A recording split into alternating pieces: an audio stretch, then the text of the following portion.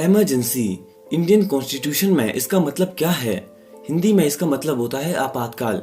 India में central government की सभी एग्जीक्यूटिव पावर्स प्रेसिडेंट को दी गई हैं। प्रेसिडेंट को इन पावर्स के अलावा कुछ इमरजेंसी पावर्स भी दी गई हैं।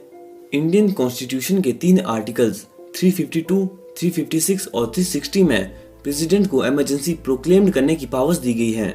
अगर सिंपल वर्ड्स में समझे तो आर्टिकल 352 में नेशनल इमरजेंसी, 356 में स्टेट इमरजेंसी और 360 में फाइनेंशियल इमरजेंसी प्रेसिडेंट प्रोक्लेम्ड कर सकते हैं। तो इस वीडियो में हम आर्टिकल 352 के बारे में जानेंगे। इस आर्टिकल के तहत प्रेसिडेंट वॉर, एक्सटर्नल एग्रेशन और आर्म्ड रिबेलियन की कंडीशन में नेशनल इमरजेंसी डिक्लेयर कर सकते हैं। राष्ट्रपति ऐसे ही इमरजेंसी नहीं लगा सकते। इसके लिए कैबिनेट की रिटन एडवाइस का होना जरूरी है।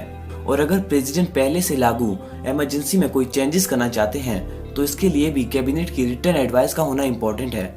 इसके बाद पार्लियामेंट के दोनों हाउसेस से इमरजेंसी लगाने के लिए ऑर्डर पास होने चाहिए।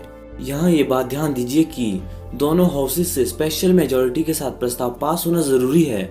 स्पेशल मेजोरिटी का मतलब है दोनों हाउसेस से 50% + 1 के साथ और उपस्थित वोटिंग में पार्टिसिपेट करने वाले मेंबर्स के 2/3 मेजोरिटी।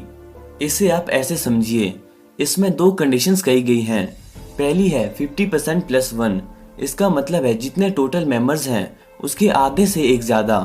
एग्जाम्पल, लोकसभा में टोटल मेंबर्स 543 हैं तो इसकी मेजॉरिटी होगी 273, जो कि 543 का आधे से एक ज्यादा है।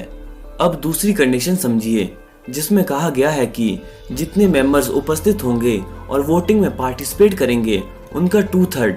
मान लीजिए जो उपस्थित और वोटिंग में पार्टिसिपेट कर रहे हैं उनकी संख्या 420 है तो 420 का 2/3 होगा 280।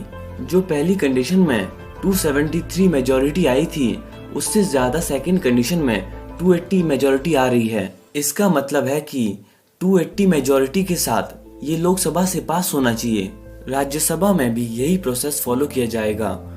राष्ट्रपति द्वारा की गई घोषणा को सुप्रीम कोर्ट में चैलेंज किया जा सकता है और दोनों हाउसेस में इमरजेंसी पास होने के बाद इमरजेंसी 6 महीने के लिए लागू हो जाती है। ये 6 महीने का टाइम उस दिन से समझा जाएगा जिस दिन एक सदन के बाद दूसरे सदन ने घोषणा की परमिशन दी हो। और अगर 6 महीने के बाद भी इमरजेंसी को रखा जाना होता है तो वही प्रोसेस दोबारा फॉलो किया जाएगा। लोकसभा चाहे तो इमरजेंसी को रिवोक करने के लिए प्रस्ताव भी पारित कर सकती है। आखिर इमरजेंसी के क्या प्रभाव पड़ते हैं? नंबर 1, पार्लियामेंट स्टेट लिस्ट में किसी भी सब्जेक्ट पर कानून बना सकती है और वो कानून इमरजेंसी खत्म होने के बाद सिर्फ 6 महीने तक ही रह सकता है। नंबर 2, आर्टिकल 19 में दी गई स्वतंत्रताएं समाप्त कर दी जाती हैं। नंबर 3, आर्टिकल 21 जिसमें जीवन तथा व्यक्तिगत स्वतंत्रता की सुरक्षा यानी protection of life and personal liberty का वर्णन किया गया है। उसके अलावा जितने भी फंडामेंटल राइट्स हैं उन्हें लागू करने के लिए आर्टिकल 32 के तहत सुप्रीम कोर्ट में नहीं जाया जा सकता। आज की इस वीडियो में बस इतना ही। अगर वीडियो अच्छा लगा हो और वीडियो से कुछ भी नया सीखने को मिला हो तो इस वीडियो को लाइक करें और चैनल को सब्सक्राइब करें। जय हिंद।